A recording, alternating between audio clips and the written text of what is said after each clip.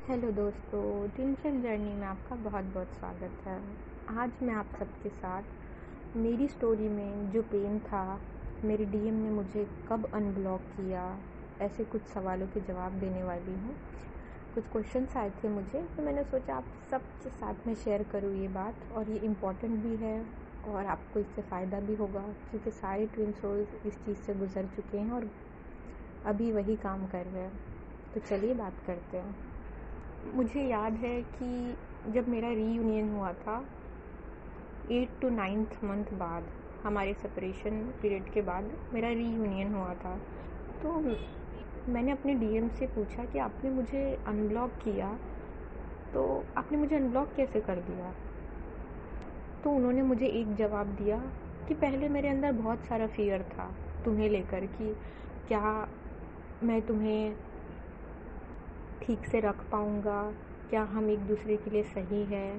तुम्हारा इतना ऑब्सेशन देखकर मैं बहुत डर गया था। तो उन्होंने मुझे ऐसे ही बोला कि मुझे मेरे अंदर का जब ये डर एकदम ख़त्म हो गया, तब मैंने तुम्हें अनब्लॉक किया। अगर आपके डिवाइन मस्कुलाइन भी आपको अनब्लॉक करके बैठे हैं और आप चाहते हैं कि वो आपको ब्लॉक करके बैठे हैं और आप चाहते हैं कि वो आपको अनब्लॉक कर दे, तो उसके लिए आपको ये करना पड़ेगा। उस टाइम मुझे तो नहीं पता था कि क्या प्रॉपरली करना है, बट मैं ये करती थी कि मैं अपने फियर के इशू को बाहर निकालती थी। जैसे मुझे डर लगता था कि मैं सेल्फ लव नहीं करती हूँ, मैं उतनी सुंदर नहीं दिखती हूँ जितना मेरे डिवाइन मस्कुलाइन दिखते हैं, मैं उतनी कॉन्फिडेंट नहीं हूँ जितना मेरी डिवाइन मस्कुलाइन है।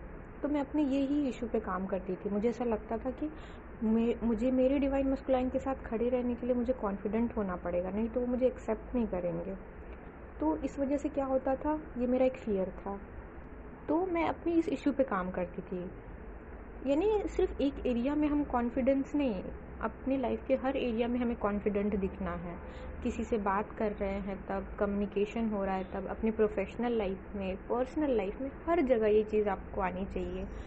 तो मेरे कुछ एरिया में मैं कॉन्फिडेंट थी, जैसे मैं प्रोफेशनल लाइफ में काफ़ी कॉन्फिडेंट थी, लेकिन मैं अपनी पर्सनल लाइफ में अगर मुझसे किसी ने कोई बात कही तो मैं उसे अपना खुल के नहीं बता पाती थी कि ऐसा है या क्या हुआ।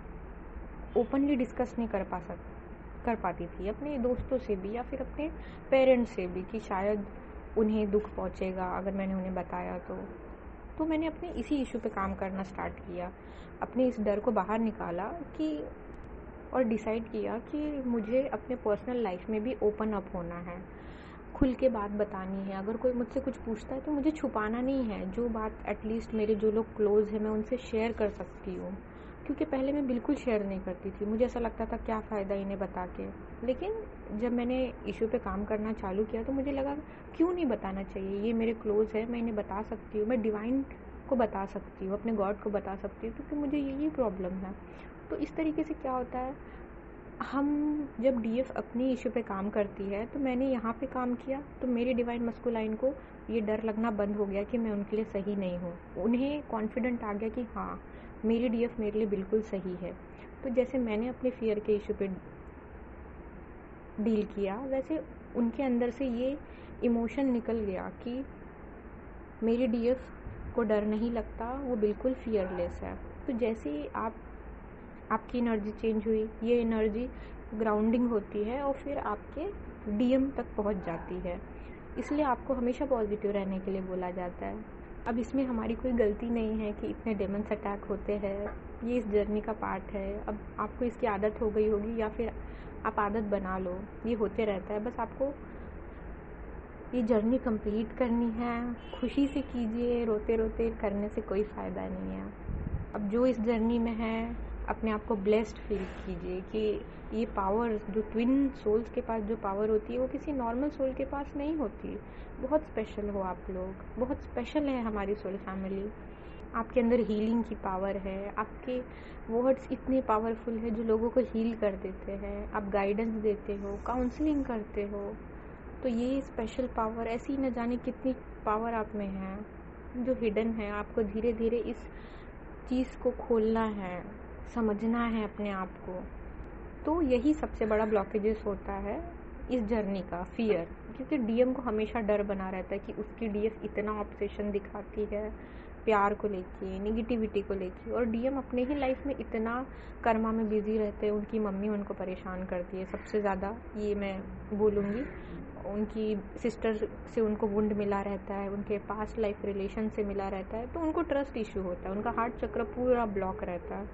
तो आप उनको इतना प्यार दिखाओगे, ऑब्सेशन दिखाओगे, तो वो भाग जाते हैं। इसलिए आप बैलेंस में रहिए, चक्रा कीजिए। आपके चक्रा करने से उनकी हीलिंग होगी और वो बहुत फास्ट रिकवर करते हैं।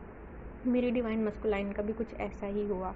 मैंने काम किया तो इतना फास्ट रिकवर किया उन्होंने कि पहले मैं सोचती थी कि हमारे बीच में वैसे फ्रीली बात नहीं हो पाती है, लेकिन आफ्टर रीयूनियन बहुत स्मूथली हो जाता है सब कुछ, और आपको उतना मन भी नहीं करता एक दूसरे से बात करने का, क्योंकि आप एक दूसरे के अंदर ही अपने आप को फील करते हो। डिवाइन मस्कुलाइन अपने अंदर आपको फील करते हैं, आप अपने अंदर अपने डीएम को फील करती हो।